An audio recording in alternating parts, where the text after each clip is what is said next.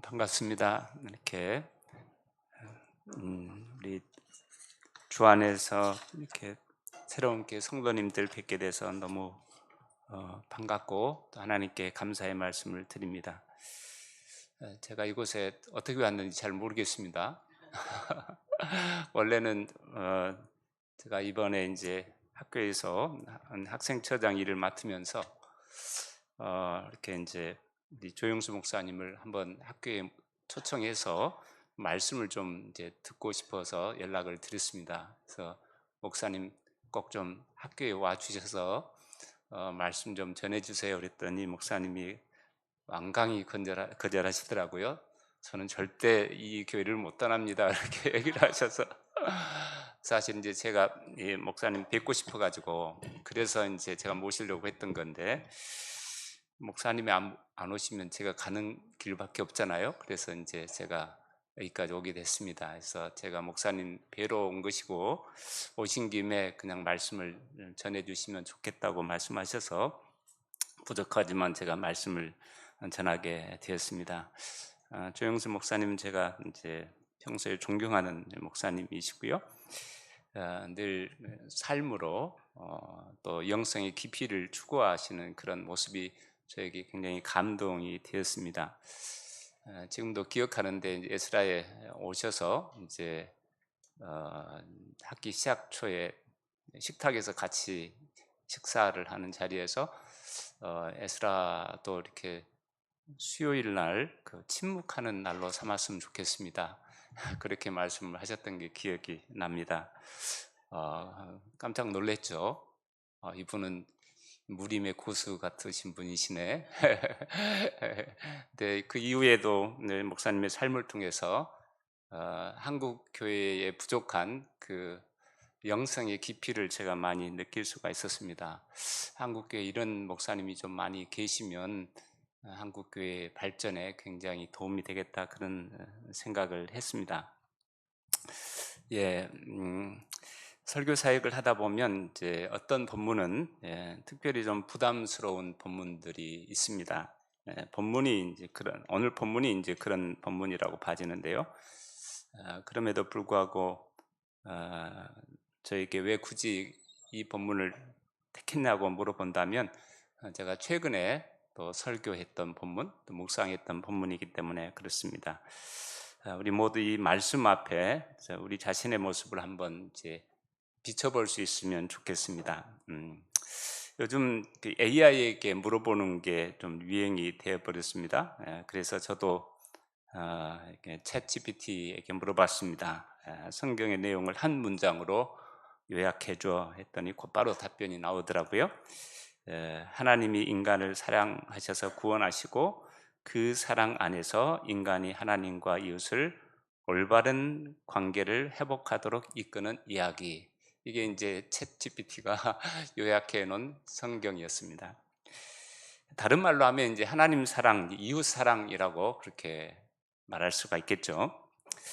제가 다시 한번 질문을 던졌습니다. 이 성경 내용을 그러면 하나의 핵심 단어로 표현한다면 어떻게 하지? 라고 질문을 했는데 곧바로 또 답변이 옵니다. 당연히 사랑 이렇게 나왔어요. 이건 너무나 정확한 말을 하고 있네. 신학교 교수도 이제 먹고 살기 힘든 시대가 되어버린 것 같습니다. 본문은 율법 교사가 찾아와서 예수님께 질문하고 예수님과 대화하는 그런 내용으로 되어 있습니다. 율법 교사로 이렇게 이제 세 번역은 되어 있는데요. 율법에 대한 전문가라고 볼 수가 있겠죠. 지금으로 하면 이제 우리 신학교 교수 저 같은 일을 하는 사람이 될 수 있을 것 같습니다. 예수님도 이제 율법 교사이시잖아요. 예.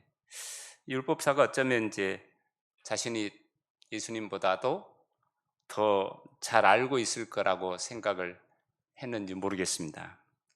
본문에 보면 이제 시험하여 말하였다 이렇게 되어 있습니다. 시험하여 말하였다.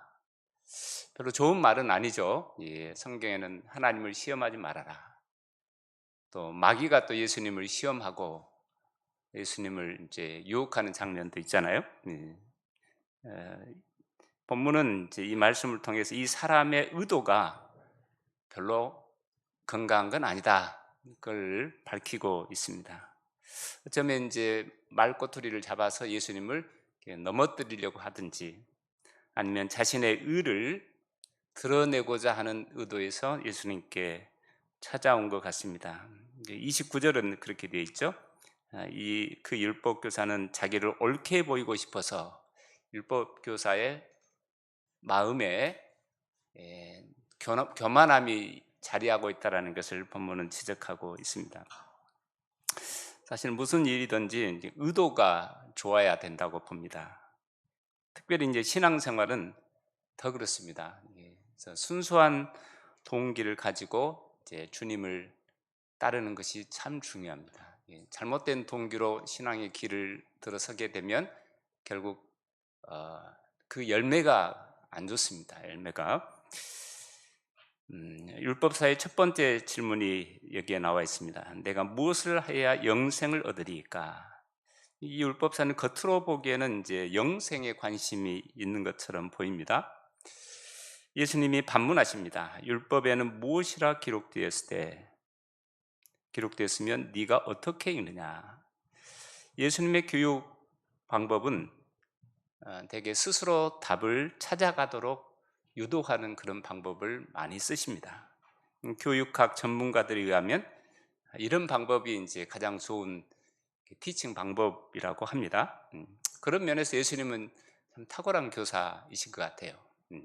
가르치는 내용도 좋지만 가르치는 방식도 참 탁월하시다. 율법 교사가 답변합니다. 27절에 내 마음을 다하며 목숨을 다하며 힘을 다하며 뜻을 다하여 주 너의 하나님을 사랑하고 또한 내 이웃을 내 자신같이 사랑하라 하셨나이다.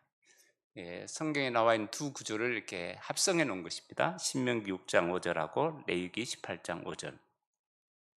내 마음을 다하고 목숨을 다하고 힘을 다하고 뜻을 다하여 주 너의 하나님을 사랑하라. 하나님 사랑에 있어서는 이제 전인격적으로 해야 된다는 그런 의미라고 봐집니다. 그리고 하나님 사랑이 결코 쉬운 것은 아니다. 그런 의미가 이 안에 담겨져 있습니다. 또 하나님 사랑과 이웃 사랑 두 가지가 중요하지만 하나님 사랑이 더 중요하다. 그런 의미도 이 안에 담겨져 있다고 볼 수가 있겠죠.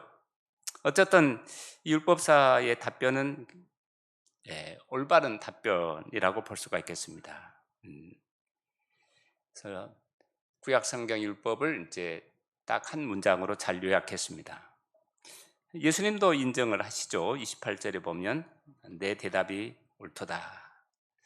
그리고 예수님은 한마디를 추가하십니다. 이를 행하라. 그러면 살리라.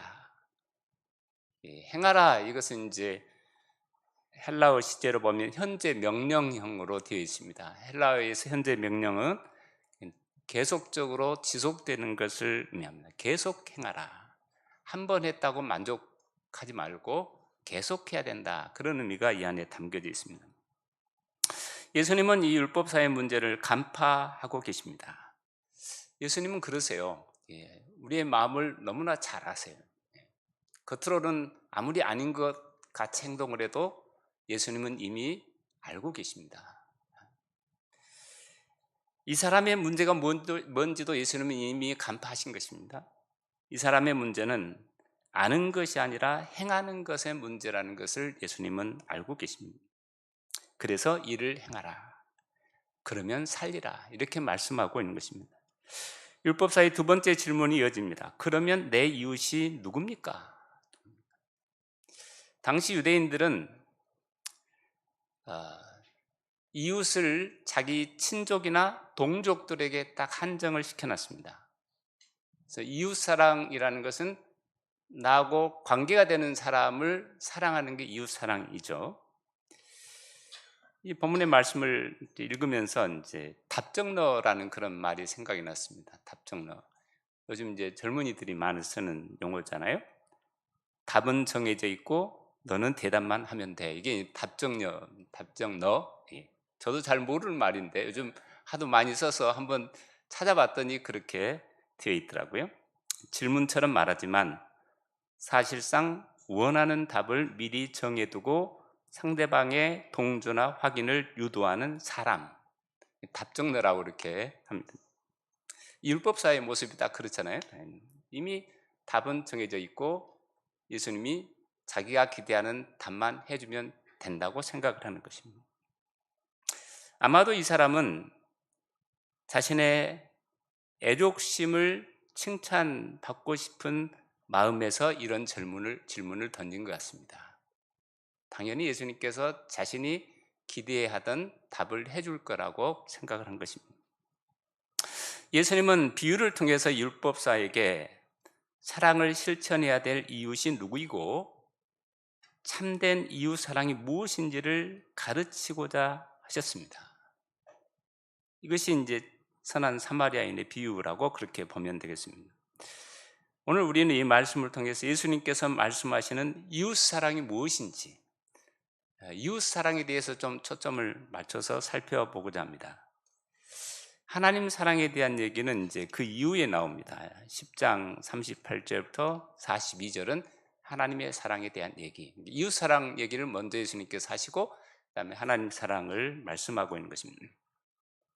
한 네 가지 어떤 이제 제가 주제어로 본문의 메시지를 좀 정리를 해봤는데, 첫째는 이웃 사랑은 관심에서 출발한다.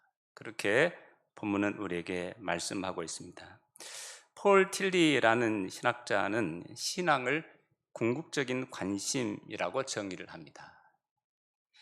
다른 말로 하면 신앙은 하나님에 대한 관심과 이웃에 대한 관심이다. 관심이란 말로 표현하면 이렇게 정의할 수 있을 것 같습니다. 관심은 모든 사랑의 출발점입니다. 관심이 있어야 사랑을 하게 되잖아요.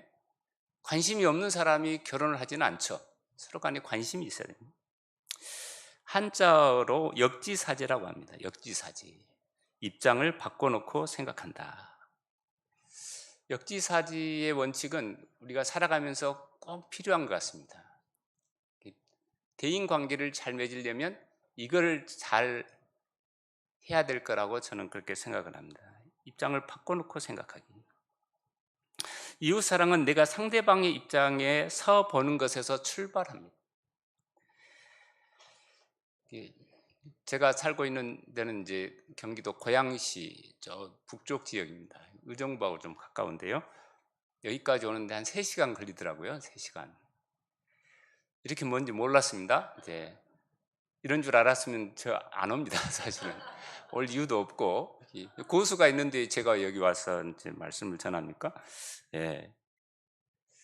근데 그런 생각이 들었습니다. 아, 목사님이 이렇게 먼 거리를 2년 동안 한 주도 빠지지 않고 왔다 갔다 하셨다는 사실에 굉장히 놀랐습니다. 저는 이제 학교에서 가르치면서 이제 좀 늦으면, 아니 저 학생은 왜 이렇게 아침에 늦지? 이렇게 생각을 했지, 이렇게 힘들게 통학한 학생들에 대한 마음은 제가 별로 느끼지 못했는데 직접 경험해 보니까 알겠어요. 아, 에스라에 온 학생들이 얼마나 힘든 상황에서 공부를 하고 있는지를 제가 알게 됐습니다. 30절부터는 이제 본격적으로 예수님의 비유가 전개됩니다. 37절까지 비유의 말씀입니다. 어떤 사람이 예루살렘에서 여리고로 내려가다가 강도를 만나게 되었다. 예루살렘은 굉장히 이제 고도가 높은 위치에 있는 성읍이고요. 해발 760m 정도, 상당히 높죠. 여리고는 그 반대입니다. 해발 마이너스 250m. 그러니까 두 지역인 고도 차이가 상당히 나죠. 그래서 내려가다가 이런 말을 쓰고 있는 것입니다. 예루살렘에서 여리고까지는 한 32km 정도 된다고 합니다. 어쩌면 이 사람은 하나님께 제사를 드리고, 예루살렘에서 제사를 드리고 집으로 가고 있는 중에 강도를 만난 것이 아닌가 추측을 해보게 됩니다. 강도받는 사람이 누군지는 언급하지 않고 있지만 정황상 유대인일 가능성은 매우 큽니다. 어떤 사람이라고 말하고 있는데요, 어떤 사람이라는 표현은 이제 누가복음에서는 일반적으로 유대인을 가리키는 용어로 등장합니다. 당시 기록에 의하면 예루살렘에서 여리고는 굴곡이 좀 심하고 길 양옆에 골짜기가 있어가지고 강도들이 이제 자주 출입하는 그런 이제 도로라고 그렇게 알려져 있습니다. 음, 아니나 다를까 강도가 나타나서 이 사람의 옷을 벗기고 때려서 거의 죽게 됐다. 거의 죽게 됐다. 헬라어 원문에는 이제 반 죽었다 이렇게 됐습니다. 반 죽었다. 누군가 도와주지 않으면 완전히 죽게 되는 거예요. 반 죽은 상태인데 놔두면 완전히 죽게 되는 상황으로 이제 바뀌어질 가능성이 큽니다. 그때 그 자리를 지나가게 된 사람이 있습니다. 제사장. 당시 여리고에는 제사장들과 레위인들이 좀 많이 살고 있었다고 합니다. 예루살렘하고 가깝기 때문에 이들이 자주 예루살렘으로 왕래하면서 성전의 임무를 수행했던 것으로 그렇게 기록에는 나와 있습니다. 제사장이라고 하고 있는데요. 지금으로 하면 이제 목사님이라든지 신부님이라고 좀 바꿔서 생각을 해볼 수가 있을 것 같습니다. 하나님을 가장 잘 알고 가장 가까이 섬긴다고 하는 사람들이죠. 목사님, 신부님들. 이 사람이 예루살렘에서 여리고로 내려가다가 강도 만난 사람을 만나게 된 것입니다.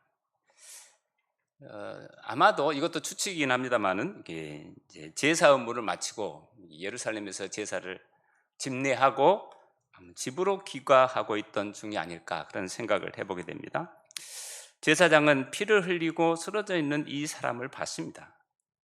그리고 그가 보인 반응은 31절에 나와 있습니다. 그 사람을 보고 피하여 지나갔다. 보고 피하여 지나갔다. 보고라는 단어하고 피하여 지나갔다라는 두 단어 사이에 생각을 해보고 생각해보고라는 단어를 아마 집어넣을 수 있을 것 같아요. 짧은 시간이죠. 보고 지나가는 이 동작 사이에 많은 생각이 이제 아마 들었을 것 같아요. 많은 생각이 스치고 지나갔을 것 같습니다. 일단 이제 죽어가고 있기 때문에 한편으로 인간적인 그런 마음에서 돕고 싶은 마음도 분명히 있을 거라고 봐집니다. 그렇지만 도움을 주려면 내가 시간 내야 되고 또 경제적인 손해도 봐야 된다라는 것도 빨리 이제 계산이 이제 들어갔겠죠. 자신을 기다리고 있는 가족들도 생각했을 것 같습니다. 상당 기간 동안 예루살렘에서 제사장의 업무를 하는 동안 만나지 못했던 가족들도 생각했을 것 같습니다. 시체를 만지면 부정케 된다는 율법 규정도 생각했을 것 같습니다. 그리고 그가 내린 결론은 그냥 지나가는 것입니다. 피하여라는 용어 가운데 이 사람의 마음이 담겨져 있다고 저는 생각을 해봤습니다. 자신에게 다가올 피해를 생각한 것입니다. 그리고 그 자리를 피하고 싶은 것이죠. 빨리 피하고 싶다. 이 사람의 궁극적인 관심은 자기 자신에게 있었다고 볼 수가 있겠습니다. 강도 만난 이웃이 당하는 고통보다도 이 사람을 도와줌으로 해서 내가 당할 손해, 이것이 훨씬 더 컸던 것이라고 볼 수가 있겠습니다. 다음으로 레위인이 지나갑니다. 레위인은 제사장을 도와서 성전의 일을 하는 사람들이었죠. 제사장들보다는 낫지만 유대 사회의 특권층이었습니다. 레위인들도. 지금으로 하면 이제 뭐 교회에서 뭐 이제 전도사 사역이라든지 아니면 직분자들, 이 레위인도 제사장과 똑같은 반응을 합니다. 그곳에 이르러 피하여 지나갔다. 그곳에 이르러라는 그런 단어가 여기에 사용되고 있습니다. 그곳에 이르러, 가까이 가서 봤다라는 것입니다. 가까이 살펴봤겠죠. 가만 놔두면 죽는다라는 사실도 확인했을 것 같습니다. 그렇지만 못 본 척 해버린 것입니다. 안 봤다 치자. 제사장과 레위인의 공통점은 어려움을 겪고 있는 이웃이 당하고 있는 아픔보다 자신이 앞으로 당하게 될 손해를 훨씬 더 크게 봤다라는 것입니다. 이 폴 틸리라는 학자의 표현을 빌리자면 이 두 사람의 궁극적인 관심은 나 자신에게 있었다. 그렇게 말씀드릴 수 있을 것 같습니다. 강도 만난 사람을 보면서 정작 이 사람들이 본 것은 자기들이 당하게 될 손해였다. 혹시 이들의 모습이 이제 우리 가운데 없는지를 한번 점검해 봐야 될 것 같습니다. 우리가 살고 있는 이 시대, 이웃에 대한 무관심이 꽤 만연해 있습니다. 이 톨스토이라는 작가가 안타까워하면서 했던 말이 있습니다. 무관심이 이 시대의 전염병처럼 우리 사회에 퍼져가고 있다. 까미라는 이제 프랑스의 작가는 무관심을 패스트처럼 번지는 현대의 흑사병이다. 흑사병 무섭잖아요. 그게 이제 유럽 대륙을 휩쓸어 가지고 그때 당시 인구의 3분의 1이 죽었다고 이렇게 보고가 되어 있는데요. 제가 미국 유학 중에 교회 대학부 학생이 자살을 해서 교민사회에 큰 충격을 준 사건이 있었습니다. 그가 남긴 편지의 내용 가운데 교회에 나가도 아무도 나에게 관심 가져주는 사람이 없다. 이걸 이제 유서로 남기고 그냥 죽은 겁니다. 까미가 지적한 대로 무관심은 병인 것 같습니다. 병. 치명적인 사회적 질환, 이 무관심이라고 볼 수가 있겠습니다. 근데 무관심이라는 이 치명적인 질병을 나도 모르게 걸릴 수도 있다는 것을 우리는 늘 자각해야 될 것 같습니다. 항상 돌아보고 점검해 봐야 됩니다. 혹시 나도 이 무관심이라는 사회적인 병에 걸려서 이웃에 대한 아무런 감정 없이 살아가고 있지는 않는지 한번 돌아봐야 될 것이라고 저는 생각을 합니다. 둘째로 이웃 사랑은 긍휼히 여기는 마음을 품는 것입니다. 사랑은 혀끝에 있지 않고 손끝에 있다라는 그런 말이 있습니다. 율법사의 문제는 암과 행함의 부조화에 있다고 저는 그렇게 봐집니다. 신앙이 머리와 입술에만 머물러 있다라는 것인데요. 머리에서 이쪽으로 내려가지 못합니다. 여기에서 그냥 여기에서 왔다가 사라져 버려요. 유대인의 속담 가운데 그런 말이 있습니다. 가장 먼 거리는 머리에서 가슴까지. 여기까지 내려와야 뭔가 행동으로 나타나는데 내려오질 않는 거예요. 여기까지 멈춰버려요. 말은 무성하게 하는데 손발이 움직이질 않아요. 세 번째 사람이 지나갑니다. 이 사람은 사마리아 사람이라고 예수님은 말씀하십니다. 사마리아 사람은 유대인들이 원수처럼 생각하는 사람입니다. 사마리아로 가지도 않아요. 그쪽을 향해서 우리 군대 용어로 하면 오줌도 안 누는 그런 지역. 군대에서는 그렇게 얘기를 하는데요. 유대인들로부터 미움을 받았던 대상. 그런데 이 사마리아 사람이 강도 만난 유대인을 사랑으로 대합니다. 예수님 메시지는 핵심은 여기 있습니다. 예수님은 이웃의 범위를 원수 관계에 있는 사람까지 확대시켜 버립니다. 이웃을 네가 스스로 제한하지 말아라. 율법 교사는 딱 이웃을 테두리를 짓고 지금 예수님과 대화를 하는 거잖아요. 다 알고 계세요. 예수님은 네가 이웃이라는 범위를 스스로 제한하면 안 된다는 것입니다. 때로 우리가 돌봐야 될 이웃이 내가 원수처럼 생각하는 사람일 수 있다는 것입니다. 나를 그렇게 괴롭히는 사람이 내 이웃일 수 있다는 것을 예수님은 말씀하고 있는 것이죠. 이 사마리아 사람과 앞에 두 사람과의 차이가 이제 그 다음에 전개되는데요. 특별히 33절에 말씀을 우리가 주목할 필요가 있습니다. 그를 보고 불쌍히 여겨. 여기 성경으로는 측은한 마음이 들어서 이렇게 번역을 했네요. 측은한 마음이 들어서 불쌍히 여기다. 헬라어 단어는 이 불쌍히 여기다라는 이 단어는 명사형으로 스플랑크나라는 그런 단어인데요. 창자, 내장, 그거를 가리키는 단어입니다. 그러니까 애 끊는다라는 말. 애가 창자잖아요. 창자가 끊어지는 듯한 그런 이제 마음을 내끊는 마음인데, 여기에 측은한 마음이라는 게 그렇습니다. 이 자비, 연민 같은 것. 영어 성경은 이제 compassion이라고 번역을 해요. compassion. come이라는 것은 이제 같다, 동일하다, same이고, passion은 heart입니다. heart. 같은 마음, 같은 마음을 갖는 것. 이게 이제 자비, 연민. 이 사람은 강도 만난 이웃의 형편에 관심을 갖고 그 사람의 입장에 서 있는 거잖아요. 그 사람의 입장에서 보니까 내 마음이 아픈 겁니다.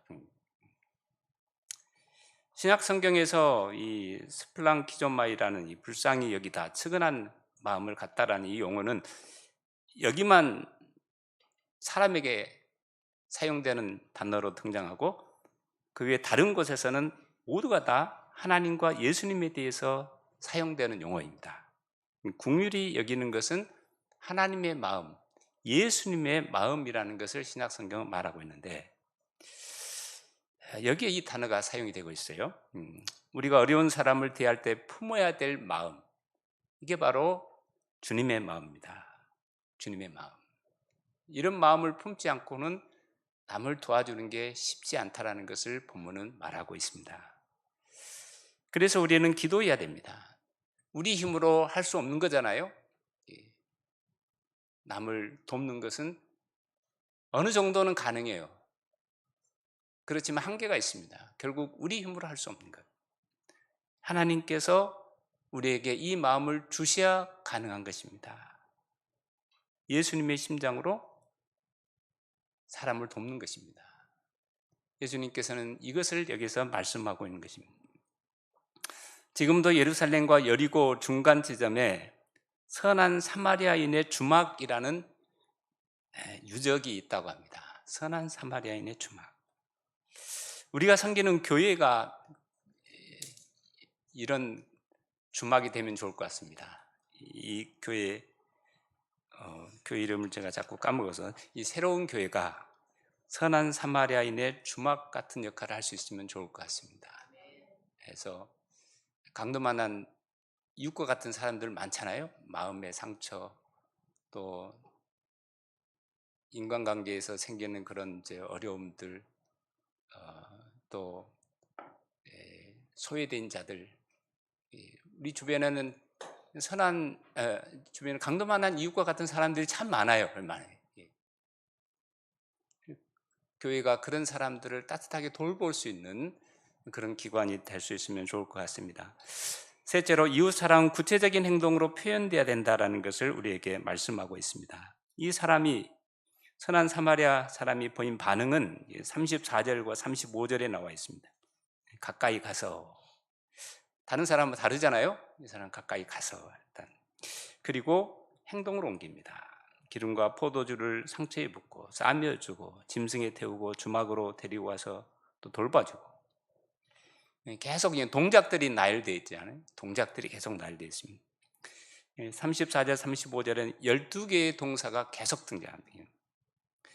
예수님은 이웃사랑이 명사가 아니라 동사라는 것을 특별히 강조하고 있습니다. 헬라어에서 사랑은 추상적인 개념으로 그렇게 정의됩니다.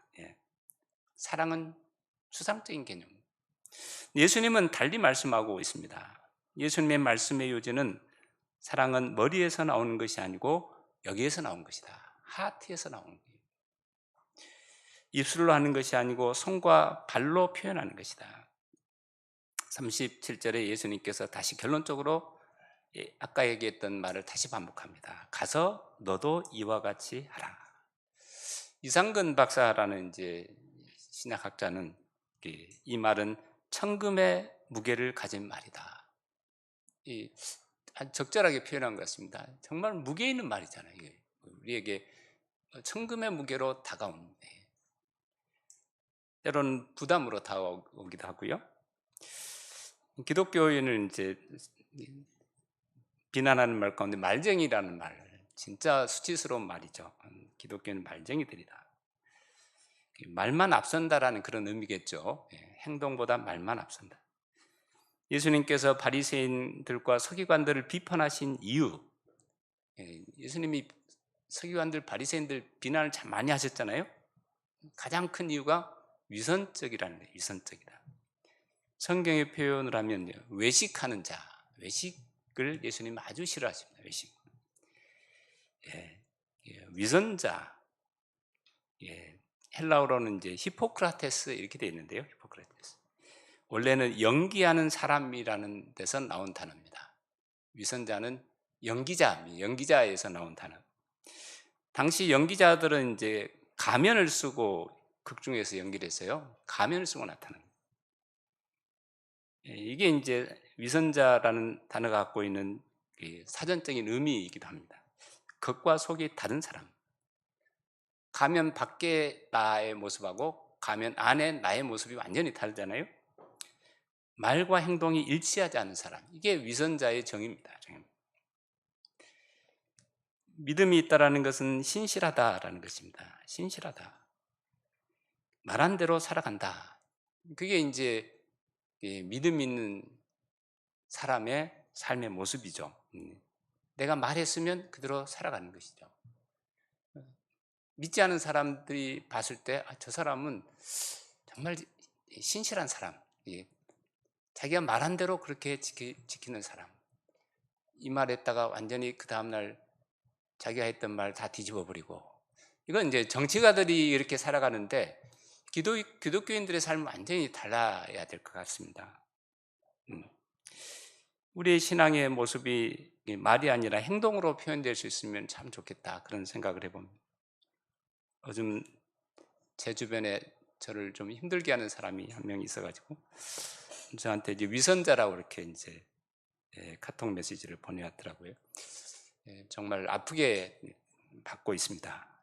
혹시 내가 위선적인 태도로 다른 사람을 대하지는 않았는지 좀 돌아보고 있습니다. 네 번째, 이웃 사랑은 내 몸에 상처가 남는 것이다. 사마리아 사람은 강도 만난 이웃을 도움으로 해서 많은 손해를 보았을 것입니다. 또 생각을 해봤습니다. 이 본문의 말씀은 이제 여러 생각을 하게 하는 본문 같아요. 어떤 손해를 봤을까? 하던 여행 중에 있었잖아요. 여행 포기해야 돼요, 지금. 예컨대 좀 이렇게 유럽 여행 가기 위해서 비행기표 가지고 인천공항에 가다가 지금 이런 일이 생겨버렸습니다. 여행 포기해야 되잖아요. 육체적으로 얼마나 피곤했을까? 옷도 더럽혀졌을 것입니다. 경제적인 손해까지 또 감수합니다.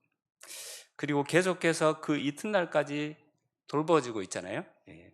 이 사람은 세상적인 관점에서 보면 매우 어리석은 사람이죠. 이런 어리석은 사람이 어디 있어요? 엄청난 손해를 본 것입니다. 사람들의 관점에서 보면, 하나님 편에서는 안 그런 것이죠. 하나님 편에서는. 예수님께서 하신 말씀, 한 영혼이 천하보다 귀하다. 그러면 이 사람은 천하를 구한 것입니다. 이 사람 살렸으니까. 놔두면 죽는데 살렸잖아요. 하나님이 하실 일을 대신한 것입니다.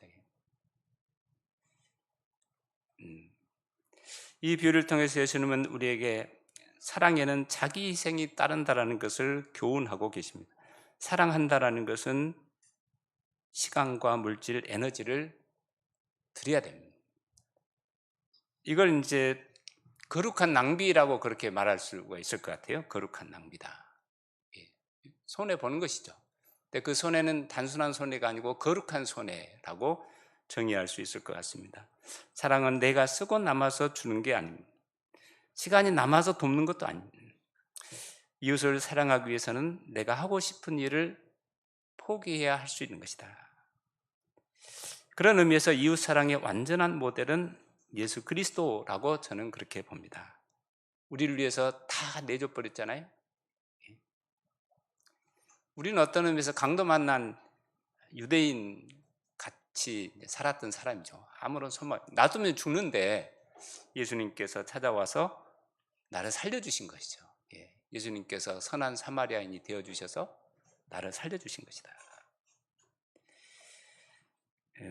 저는 이제 감리교 교단 소속의 목사입니다. 우리 감리교의 창시자는 요한 웨슬레 선생님인데요.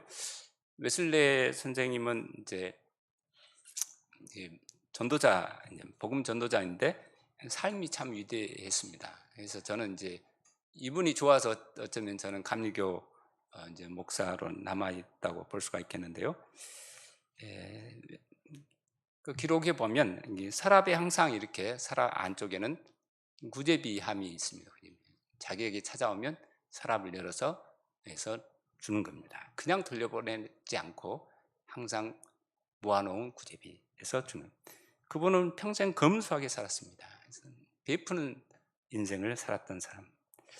영국 런던에 보면 이제 요한 웨슬레가 노년에 말년에 이제 목회했던 채플이 있습니다. 저도 한번 직접 가봤습니다. 뭐 공간은 이보다 조금 더 커요. 그리고 바로 옆에는 이제 그 요한 웨슬레가 머물렀던 이제 숙소, 유품을 요한을 죽을 때 남겨놨던 유품들이 그대로 있습니다. 아주 뭐 최소한의 생활용품만 있어요. 그리고 좀 독특했던 것은 정신병 치료기가 있더라고요. 요한 웨슬레가 직접 그걸 이제 만든 거라고, 발명한 거라고 그렇게 써 있습니다.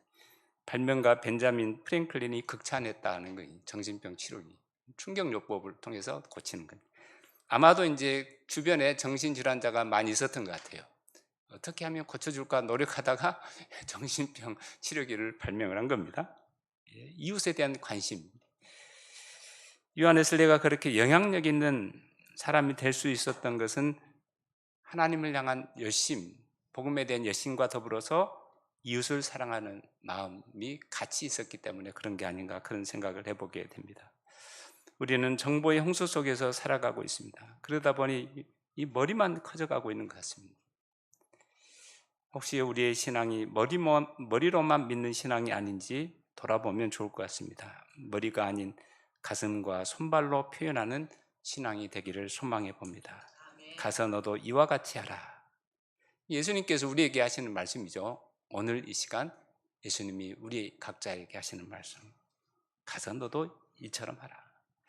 이 말씀을 마음에 새기고 살아갈 수 있으면 좋을 것 같습니다. 그렇게 되기를 주님의 이름으로 축원을 드립니다.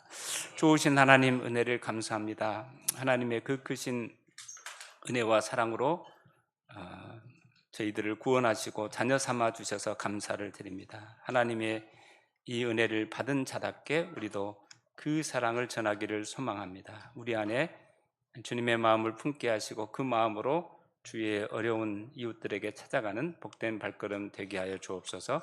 예수 그리스도 이름으로 기도하옵나이다.